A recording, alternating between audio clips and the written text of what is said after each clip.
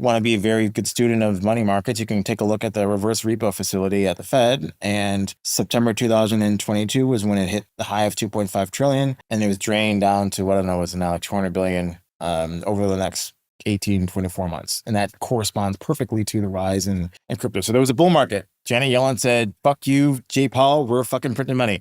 And she did it, pumped in $2.5 trillion into the economy. Every asset went nuts, right? We're at S&P's at all-time high, NASDAQ's at all-time highs, crypto's at all-time highs in certain asset classes. So there has been a bull market. The idea of fixed 4-year cycles in crypto is a myth of the past, according to American entrepreneur Arthur Hayes. He argues that the true power behind the market's movements is liquidity, not time-based cycles. The global money markets, driven by shifts in liquidity, have a profound impact on everything: investment portfolios, the cost of living, and, most importantly, crypto markets. In an eye-opening interview, Hayes connects the Federal Reserve's drastic actions to the explosive rise in crypto prices.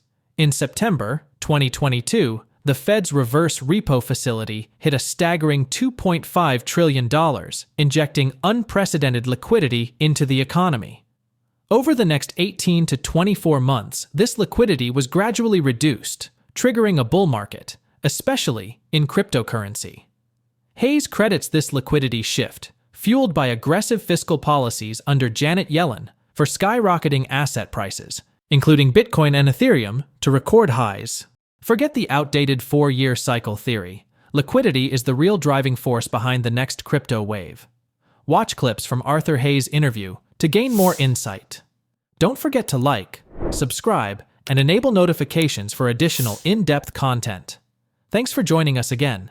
Enjoy the video. Someone else asked me this, like, oh, it's going to be the 4-year cycle. Like, Yeah. why try to be prescriptive? Just adapt to what is. I think if you try to put these prescriptive, oh, it's a 4-year cycle, therefore in the second or third year, whatever it is, I must do this. Well, okay, if everyone does that, then you don't get the result of the past. So I don't know how many years this cycle is. It doesn't even matter. It doesn't matter. Yeah. Look at the liquidity cycle. Bitcoin, I think for the first time, is very clearly directly related to liquidity. And China was in the past, it was the dollar this time. I mean, it goes back to China and then maybe the global aggregate.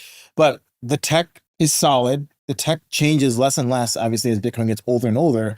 And the thing that really matters is how much fiat is being debased. How fast, from where, what's the pipe? Understand that. And I think you get a much better sense of where Bitcoin and crypto goes. Is it a 4-year cycle? I don't know. Could be 4, could be 5, could be 6, could be 10. I don't know. Doesn't matter. I still haven't gotten all the numbers together, but essentially, if you take a look at, so let's say post FTX blow up, right? Solana went down to what, $7, and now it's 170 or 760, something like that, right? Like amazing performance. And ETH went from what, like, I don't know, 1,200 to 2,500, kind of like double-ish, Yeah. right? And so like, why has Solana done so well? Well, on a sort of percentage change basis, the profitability, if you own Sol and stake it and become a validator, has dramatically improved over the past sort of 18 to 24 months. And it correlates perfectly with the rise in the price, right? Revenue's up because transactions are higher.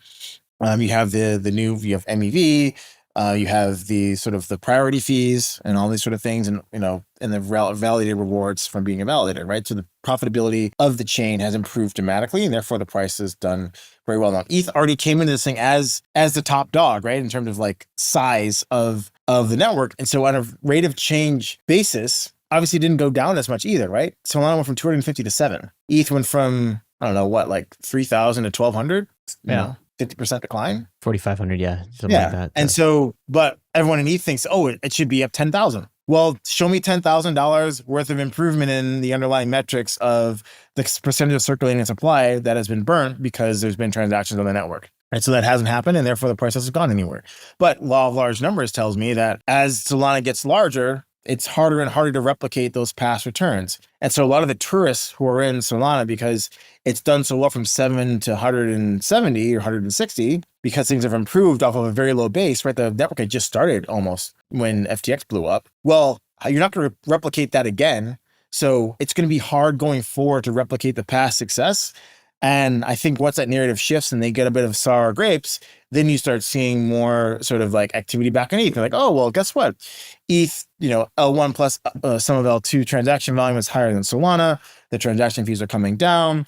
It's more secure because in a proof of stake situation, it's got a higher total notional value of the network. Therefore, it's more secure. And if we believe that there's dangerous state actors or corporations that want to take down competing sort of free association of people using compute, then wouldn't you want the strongest chain, which is the one that has the most value, to be slashed? So I think all these things start to matter when the velocity of change slows down in Solana, because it's past success breeds future failure. Arthur Hayes critiques the notion of a fixed 4-year cycle in cryptocurrency markets, asserting that rigid adherence disrupts their effectiveness. He highlights the importance of adapting to liquidity trends, which now play a more prominent role in Bitcoin's performance. While historically tied to the US dollar, Bitcoin's trajectory increasingly aligns with global liquidity patterns, particularly in China. Hayes emphasizes that fiat debasement and liquidity dynamics, rather than technological advancements, are key drivers of cryptocurrency value. Discussing Solana and Ethereum, Hayes notes Solana's post-FTX recovery from $7 to $170, fueled by improved profitability metrics, including higher transaction revenue and validator rewards. However, he predicts difficulty replicating such growth as Solana matures. Ethereum, though less volatile, benefits from its established network size and security, positioning it for renewed investor interest as Solana's momentum slows. Let's watch more clips from the interview. I think it's so fundamental to what ETH is that unless you're saying that there is no longer any endogenous yield in ETH, the fee is no longer paid in ETH to use the decentralized computer that's hosted on it, I don't think it can ever be money in the way I think about money. Interesting. So you think because it has utility. If ETH went to $100 million per ETH, that's actually a problem. Because if it's too expensive to use ETH as the commodity that runs the computer, then nobody uses the computer. And so there is a price at which ETH is too expensive, and then it becomes not useful anymore. If the price of oil went to $1 billion per barrel, then the economy collapses and nobody uses oil anymore because it's too expensive. It's the most developers. And if we think about the most innovative new things in DeFi or infrastructure, they all start on ETH. Solana, there's copied on Solana, maybe it runs faster or whatever, but they start on ETH. And so I still think ETH is sort of the daddy chain. It sponsors all the idea that has some of the smartest people developing new things to take this industry forward. And therefore, I think it's, on a long-term basis, a better asset to hold. I love trading Solana. It's great. It's liquid. It moves fast. It's got a very good community. Do I want to hold, a large portion of my portfolio in Solana?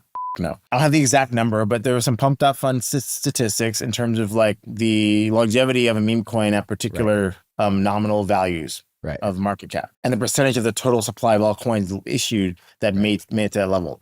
So to get over like a $500 million market cap is like, there might be less than 50 of these things. Right. Yeah, it's like one in 100,000 or something. Yeah. And so, but obviously if we're talking about meme coins as an attention asset class, you need to be sufficiently large before you get the most amount of inflow into your project. So if I'm not sitting at my computer all day, I don't have time to try to find the next, $10 million to $500 million market cap meme coin, then once something crosses 100 million to 200 million market cap, and I somehow hear about it, whether it's on Twitter or somebody mentions it on a podcast or somebody's chatting about it in a chat that I follow, then I'll ape. Because, okay, it's proven that it has enough virality to make it across these very hard hurdles. And therefore, it's more likely to get, Matt Levine and Money Stuff on Bloomberg talking about how dumb it is that these crypto idiots are buying this. Right? When I see that, I want to own that because he's talking about it. He heard about it. So that means all these other Muppets are going to buy it too now. Bitcoin experienced a 3% drop on November 25th, falling to $94,600 on Bitstamp, triggering significant liquidations and heightening market volatility. BTC USD failed to hold above 96,000, with bulls unable to sustain a relief bounce before the weekly close. Positive news, including a potential ceasefire between Israel and Hezbollah, had little impact on sentiment. U.S. equities showed mild gains, but Bitcoin remained under pressure. MicroStrategy's $5.5 billion Bitcoin purchase, historically linked to price dips, further weighed on the market. Analysts, including material indicators, predict Bitcoin could test support in the $89,000 to $91,000 range. Total crypto liquidations reached $430 million in 24 hours, reflecting the market's turbulence, according to CoinGlass. Prominent trader BitQuant called for calm, advising traders to focus on long-term patterns and develop emotional resilience during downturns. The drop also dampened short-term optimism. On Kalshi, the odds of Bitcoin reaching $100,000 by November's end fell sharply from 85% to 42%. However, the probability of hitting this milestone before 2025 remains higher at 75%. Despite the setback, traders are reminded of Bitcoin's historical resilience and long-term potential. While current price movements spark uncertainty, many view pullbacks as opportunities to reassess strategies and build toward future gains. As we come to a close, the big question still lingers. Will Bitcoin pave the way for the future of finance, or will challenges like skepticism and regulation slow its momentum? Please share your thoughts in the comments below, share this video, and hit your thumbs on the like button. Thanks for watching, and don't forget to subscribe.